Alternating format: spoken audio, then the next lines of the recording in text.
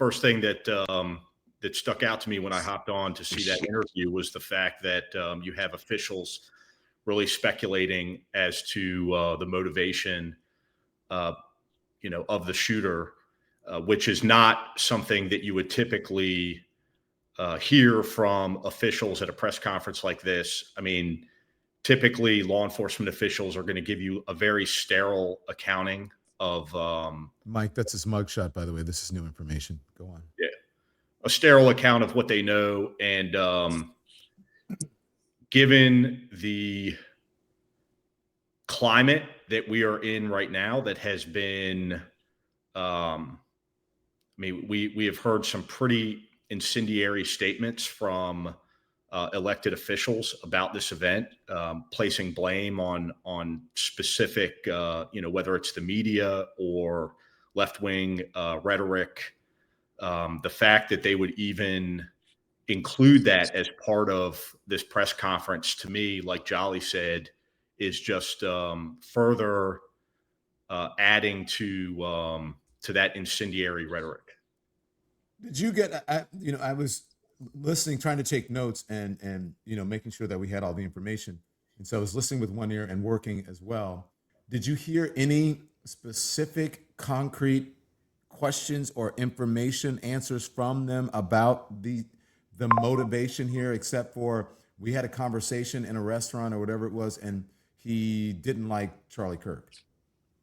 No, not at all. I mean, that was the only statement that I heard. And again, I think that's I would describe it as reckless, irresponsible, straight up. To say something like that, based purely off of a speculative account of a conversation, to use that. Again, these are people of authority. These are people who are speaking on this with a level of at least perceived credibility. To say something like that is only further creating a culture of violence, further propagating violence, retribution, so to speak. And I find it incredibly reckless and that's why in years past, law enforcement officials would not incorporate those types of statements in their description or providing information to the public. I mean, it's literally irresponsible. So, like, real quick, honest to goodness, because my family, there's a lot of members of my family who are conservative, a lot of members of my family who are MAGA.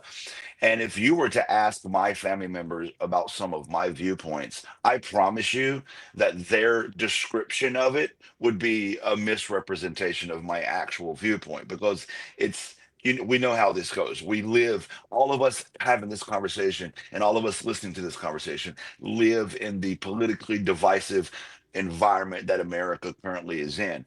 And we all know, if I say, like the other day, I said January 6th was an insurrection. Somebody says, also, you hate January 6ers. Whether or not that's true is of no consequence. I didn't say that. That was your representation of what I said. And so what we're hearing is a family member who very well could have conservative or even extreme conservative, MAGA leaning values, interpreting what this guy said. And then, like Michael said, for them to include that into the press conference is absolutely reckless. Is a great word, because that's what it was. And what they didn't include in the press conference, Don? They didn't come out and say, attention, attention. This was not a trans person. This was not a queer person. This was not, a black person, because I mean HBCUs have been getting threatened since this happened yesterday or day before. So why are we not clarifying all the things that this cishet white man is not, while microdosing in these political motivations that haven't even been sussed out yet? Yeah, and Don, I think you were getting at this. There's two things here. You have one, law enforcement agencies are supposed to deal in facts and facts alone. They're only supposed to provide information to the public that is supported in concrete evidence. not in, conversational, speculation on the part of a family member or someone else. And listen, I'm not dismissing. It very well may be that some of Charlie Kirk's viewpoints inspired this, 22-year-old Utah resident to commit the act, to commit murder. That very well may be the case. However, one, they didn't provide any type of concrete evidence other than speculating based off of a conversation from a family member, which to me, like I said before, it's irregular. It's not something that you see from traditional law enforcement in their conveying of facts, and it was interesting that while several members of this press conference were calling for calm and calling for people to be peaceful, they were in fact feeding into Yes. narrative that the shooter was in fact and that's why I find all of those statements to be so disingenuous. I think they're saying what they need to say to come across as legitimate, knowing full well that the social media and some of their supporters who are predisposed to violence will take it from there. I want Peter, are you there? Yes, I'm here. Okay, Peter, this information, can we talk about this whole Groyper thing? Sure. So And nothing Michael, has. you guys, I'm sure Michael and Jolly have some experience with this, but go ahead. Peter's sending me some information because he's doing some online sleuthing and some investigative journalism, so to speak. So, Peter, what are you finding out? And we can put up some of these images if we have them. We need to be clear that this is a developing story, and we can't speak to this with absolute certainty. But there is an increasing amount of evidence that this individual, the shooter, a suspected shooter in the Kirk case, was perhaps a groyper, was perhaps in some far right forums and chats online. Um, Evidence of this can be found on some of the messages he included on the bullet casings. Don, I think you have those in your notes if you want to discuss those. And there are also has now been surfaced a Halloween costume that he wore a number of years ago where he was dressed as a groyper, which for those who aren't familiar is think of the Pepe the Frog meme. It's sort of a humanized version of a frog that is most commonly associated with, again, far right online white nationalist forums. So all this to say, again, there needs to be more reporting.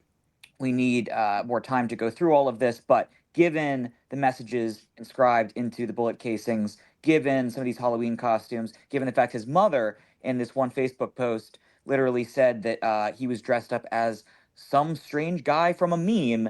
And if you look at what a groyper looks like, it's rather clear that's what's going on. Let's So add some. sorry, Jolly, go ahead.